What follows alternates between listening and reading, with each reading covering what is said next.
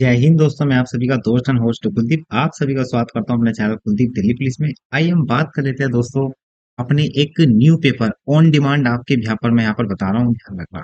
जो पेपर है ना आपका, जिसमें अगर हम बात करते हैं, ध्यान रखना, एक पेपर है आपका जो डीयू एनसीबी या एसओएल में पूछा जाता है, दिल्ली थ्रू द एजेस। यानी मिडाइवल और एशियन के यहाँ पर मतलब दिल्ली कैसी दिखती थी, मतलब कैसे हम उसको विभाजित करते हैं या हम देखते हैं, यानी हम कैसे उस पीरियड में जाते हैं। तो उससे रिलेटेड हमारा क्वेश्चन पेपर है ना। वो आपको प्लेलिस्ट में हमारे मिल जाएगा, तो उसकी आप टेंशन मत करो। उस पेपर को सॉल्यूशन मतलब जितने भी क्वेश्चन पूछे हैं, यानी जितने भी जो आपका दिल्ली थ्रू द एजेस जो पेपर है आपका, उससे जितने भी क्वेश्चन पेपर है उसमें जितने भी क्वेश्चन है वो सभी मैं आपको यहाँ पर डिटेल्स वन बाय वन करा रहा हूँ, बिल्कुल अच्छे कंटेंट के साथ। ओके। सबके मन में एक क्वारीज आती है, सर पीडीएफ कहाँ मिलेगी? तो पीडीएफ को मिलेगी, बस अंत तक रुके रहिए, सब मिलेगी आपको, मैं दूंगा, प्रोवाइड करूंगा, ठीक है ना। तो उससे पहले, स्टार्ट करने से पहले मैं बोलूंगा, मेरा जो चैनल है कुलदीप दिल्ली पुलिस, यहाँ पर आपको दिखी क्या होगा, है ना। तो भैया इन्हें यहाँ पर सब्सक्राइब भी कर लेना। ओके, यहीं से ये संपर्क जी जितने भी आपको पीडीएफ है ना वो यहाँ से प्रोवाइड होगी। मैं अभी से पहले ही बता रहा हूँ। ओके। तो पहला हमारा क्वेश्चन है, ध्यान रखना, आपका जो Delhi through the ages paper है वो, है ना। इसमें पहला क्वेश्चन है आपका, ध्यान रखना दोस्तों, कि विभिन्न कालों, है ना, विभिन्न कालों में प्राचीन स्मारकों की अनेक बार पूर्ण व्याख्या की गई है। कहने का मतलब है कि विभिन्न कालों का मतलब होता है, देखो, कालों का मतलब होता है ट्रम, मतलब उसमें ध्यान रखना, प्राचीन स्मारकों की अनेक बार पूर्ण व्याख्या की गई है, मतलब उन्हें बार बार डेस्क्राइब किया गया है।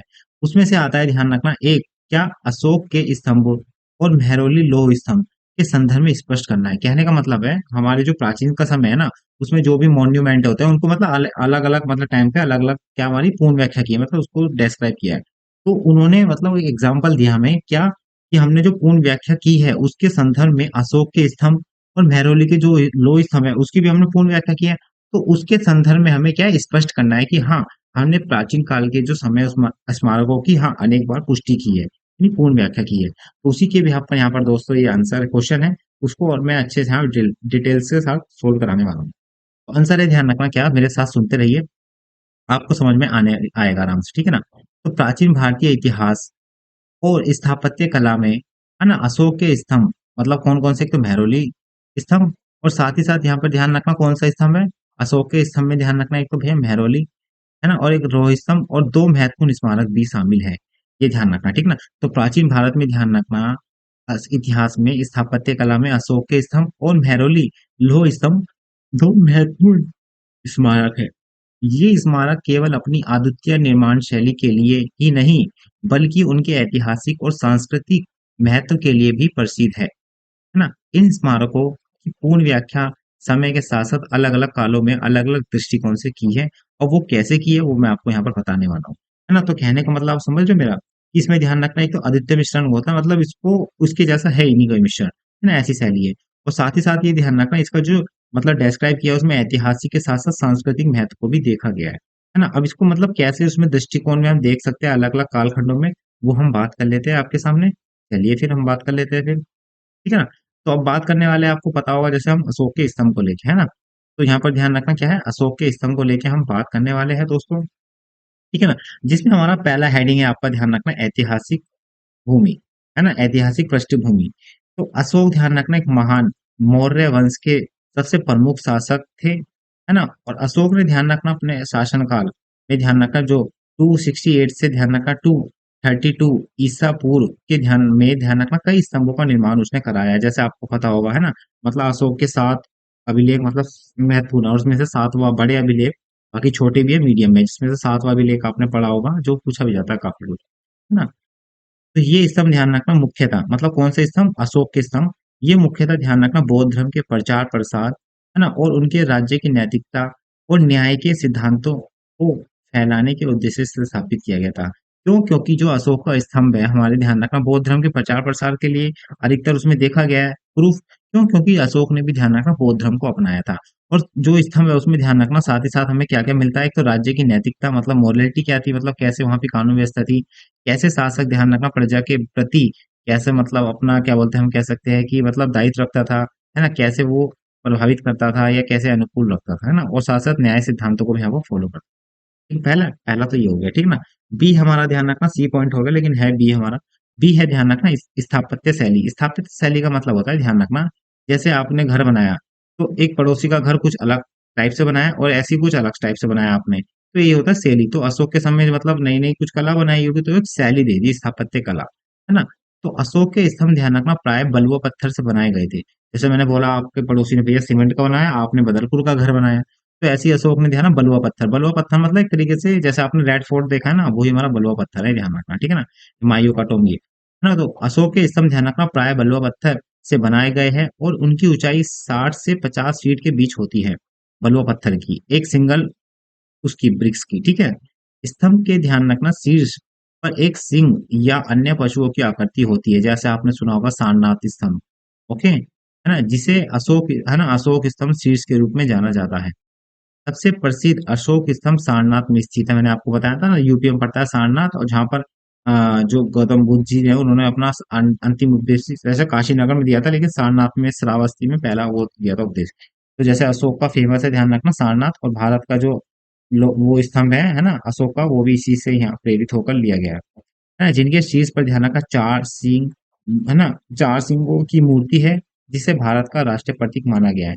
और जो उसमें चार सिंह है, सिंह के साथ साथ ध्यान रखना उसमें चार जानवर है ना, घोड़ी, घोड़ी क्या है ना, मतलब घोड़ा, हाथी, इसके हिसाब से वहां पर अलग अलग उनका मतलब प्रतीक है, और उनका रेफरेंस भी अलग अलग है ना।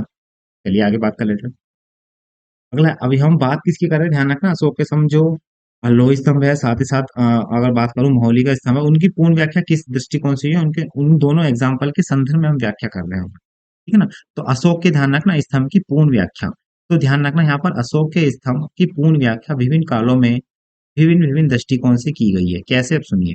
प्रारंभिक बौद्ध काल में ध्यान रखना इन्हें बौद्ध धर्म के प्रतीक और अशोक की धार्मिक निष्ठा के प्रमाण के रूप में देखा गया है। तो यानी कहने का मतलब है बहुत से पहले आपने शासक देखे होंगे, वो क्या क्यों वो करते हैं पता है क्यों, अपनी प्रतिष्ठा दिखाने के लिए, धर्म के व्याप पर, राजनीतिक व्याप पर, ठीक है ना। मध्यकाल में जब भारत और अगर बात करूं मध्यकाल में ध्यान रखना भारत और मुस्लिम शासकों का आधिपत्य था, मतलब जो उनका राज था, इन स्तंभों को किसी हद तक उपेक्षित कर दिया गया था। अपेक्षित मतलब ये होता है हटा दिया गया था, नजरअंदाज कर दिया गया था, है ना। और ब्रिटिश उपनिवेशिक काल में इन स्तंभों की पूर्ण खोज की गई, कहने का मतलब पूर्ण व्याख्या की है। अंग्रेजों के टाइम पे तो क्या इनको मतलब अंग्रेजों कह रहा हूँ वो मुगलों के टाइम पे या मुस्लिम शासकों के समय इनको अपेक्षित कर दिया गया, अलग कर दिया गया, लेकिन ब्रिटिश काल में इसकी क्या है दोबारा से खोज हुई, और इन्हें भारतीय इतिहास और संस्कृति के महत्वपूर्ण साक्ष्य के रूप में देखा जाने लगा। आधुनिक काल में अशोक के स्तंभों को राष्ट्रीय एकता और सांस्कृतिक धरोहर के प्रतीक के रूप में भी मान्यता मिली है। ये आपको क्या है दोस्तों ध्यान रखना है, ठीक है ना। ये ध्यान रखना ऐसा नहीं है, इससे पहले देखो मैं आपको ना हैंड रिटन पढ़ा रहा था, लेकिन मैंने सोचा आपको ना पीडीएफ भी निकलवा लो, तो आपको तुरंत लिखने का भी कोई वो नहीं है, आप तुरंत पढ़ सकते हो, है ना।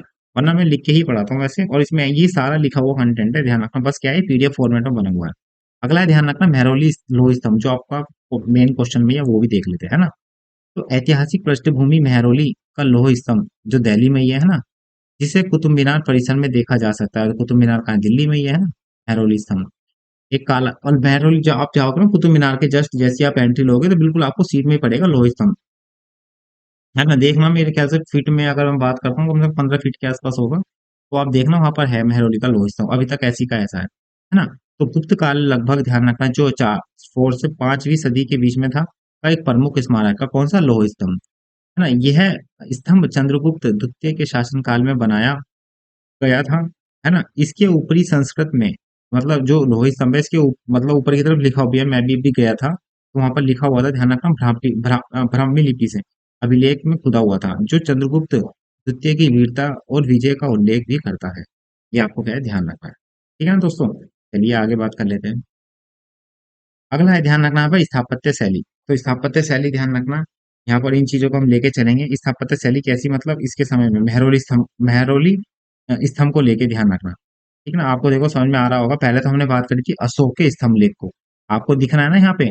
देखो अगर मैं बात करता हूँ अशोक के यहाँ पर स्तंभ अभिलेख का बात हुई है ना। देखो अशोक के स्तंभ लेख की हमने बात करी है, तो अशोक के स्तंभ लेख से लेके उसकी क्या क्या मतलब पॉइंट है वो हमने करी है ना। और दूसरा यहाँ पर हमने बात करी है कि मेन हेडिंग होनी चाहिए थी वैसे तो, है ना, मैं फिर भी आपको बता देता हूँ, ठीक है ना।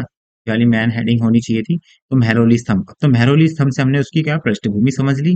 पृष्ठभूमि के बाद अब हम समझ लेते हैं इसकी यहाँ पर ध्यान रखना व्याख्या, है ना। तो इसकी हम क्या कर समझ लेते हैं दोस्तों, इसकी व्याख्या समझ लेते हैं ताकि आपको चीज समझ में आ गई। तो मैंने पहले अशोक के स्तंभ समझा दी, अब मेहरौली स्तंभ समझा देती हूँ, है ना। और सुन लीजिए मेहरौली स्तंभ के बारे में व्याख्या। वैसे ना देखो मैं फिर बोल रहा हूँ आपको, यह अशोक के स्तंभ पहली हेडिंग है, उसके बाद उसकी हमने विशेषता बता दी। अब यहाँ पे ध्यान रखना मेहरौली स्तंभ ये दूसरी हेडिंग है, तो आप नोट कर लेना, ठीक है ना। ये उसकी मैंने पृष्ठभूमि बता दी जो चंद्रगुप्त मौर्य के समय लिखा गया था। इसकी स्थापत्य शैली कैसी है, किसकी, मेहरौली स्तंभ की। लोह स्तंभ की ऊंचाई ध्यान रखना लगभग 23 फीट है, और इसका जो वजन है ना ध्यान रखना, देखो मैंने कम से कम 25 15 बताई थी वैसे तो मैंने, तो ऊपर हो नीचे हो सकती है ना। तो इसका वजन ध्यान रखना 6.5 टन है। यह स्तंभ अपने अद्वितीय लोक निर्माण तकनीक के लिए प्रसिद्ध है, यानी इसको मतलब जो बनाने का प्रोसेस है वो काफी अलग है ना। जिसने इसे लगभग 1600 वर्ष में जंग रहित रखा है, मतलब अभी तक ध्यान रखना 1600 वर्ष ने जंग रहित, मतलब उस पर जंग ही नहीं चढ़ी है, ये ध्यान रखना। अगला है हमारा, ध्यान रखना मेहरौली लोह स्तंभ की पूर्ण व्याख्या, मतलब कैसे की है। तो मेहरौली लोह स्तंभ की पूर्ण व्याख्या भी विभिन्न कालों में अलग अलग तरीकों से की गई है। प्राचीन में ध्यान रखना क्या है, इसे गुप्त साम्राज्य की तकनीक उत्कृष्टता और उनकी वैज्ञानिक दृष्टि के प्रतीक के रूप में देखा गया। क्यों, क्योंकि भैया उस समय देखो आज के अगर कंपेयर करें पिछले हमारे जो बीत चुका है प्राचीन काल, उसमें देखो मतलब साइंस एंड टेक आज हमारे कितने उसमें है, लेकिन वो पहले से ही जानते थे, मतलब इतनी बहुत ही जंग भी नहीं लगी इस तरीके से, है ना। मध्य काल में ध्यान रखना इस स्तंभ का धार्मिक महत्व बढ़ गया था, और इसे स्थानीय लोक कथाओं में इसे महत्वपूर्ण स्थान मिला। लोक कथाएं क्या होती है, लोगों के द्वारा चलती है ना पुरानी कथाएं, भैया ये खाओगे दोपहर में दही दूध, मतलब दूध पी के जाओगे तो चुड़ैल चढ़ जाएगी, ऐसी तो लोक कथाएं होती हैं। आप पढ़ोगे भी पेपर, और मतलब एक हमारा होता है किदवंती के हिसाब से, वहां पर आप पढ़ोगे, है ना। लोक कथाएं महत्वपूर्ण स्थान मिला, है ना। ब्रिटिश औपनिवेशिक काल में इस स्तंभ की तकनीकी और विज्ञान अध्ययन में इसे विश्व के वैज्ञानिक समुच्चय चर्चा का विषय बना दिया, है ना। और आधुनिक के समय में मेहरौली लोह स्तंभ को भारतीय धातु कण के अद्वितीय उदाहरण और सांस्कृतिक धरोहर के रूप में भी सम्मानित किया गया। या क्या है, आपको क्या है ध्यान रखना है, ठीक है ना। आगे बात कर लेते हैं। आगे हमारा ध्यान रखना कि पूर्ण व्याख्या की परिक्रिया और प्रभाव, प्रभाव, यानी जो हमारे स्तंभ है अशोक के और मेहरौली स्तंभ की हमने पूर्ण व्याख्या तो करी, उसकी जो प्रक्रिया कैसे हुई, उसके प्रभाव क्या है वो हम देख रहे हैं। तो अशोक के स्तंभ और ध्यान रखना मेहरौली लोह स्तंभ की पूर्ण व्याख्या की प्रक्रिया विभिन्न ऐतिहासिक, सांस्कृतिक और राजनीतिक संदर्भों पर आधारित है। इन स्मारकों की जो पूर्ण व्याख्या में कुछ महत्वपूर्ण पहलू निम्नलिखित है, कैसे वो अब यहाँ पर आप देख सकते हो, है ना। देखो पता है इसमें मेरे से गलती हुई है, वो गलती क्या है मैंने फिर बता दिया आपको। इसमें ना मैं थोड़ा मर्ज नहीं कर पाया, कैसे, जैसे देखो मैं फिर भी एक हाईलाइट कर देता हूँ ताकि आपको दिक्कत ना हो। देखो ये आपकी क्या है, मेन हेडिंग है, ये मैंने हरे से कर दिया, मेन हेडिंग है। मेन हेडिंग के ध्यान रखना यहाँ पे जितने भी नीचे पॉइंट है ना, बस यहाँ तक।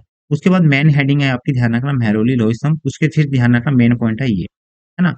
ये ध्यान रखना। अब है हमारा ध्यान पूर्ण व्याख्या की प्रक्रिया और प्रभाव, ये भी ध्यान रखना एक मेन हेडिंग है। उसके नीचे ध्यान रखना इसके पॉइंट है जैसे ए बी, हाँ, तो वो थोड़ा ध्यान रखो, मैं अगले से पढ़ाने से पहले, ठीक है ना। तो गलती हो जाती है, मैंने आपको बता दी, ठीक है ना, कि गलती मेरे से हुई है ना, ताकि आप फिर समझ होंगे सर ये तो मैं तो बोल रहा है ले पॉइंट बन रहा है, तो मैंने आपको समझा दिया, ठीक है ना। आगे से मैं नहीं करूंगा, तो उसके लिए अभी से सुनिए।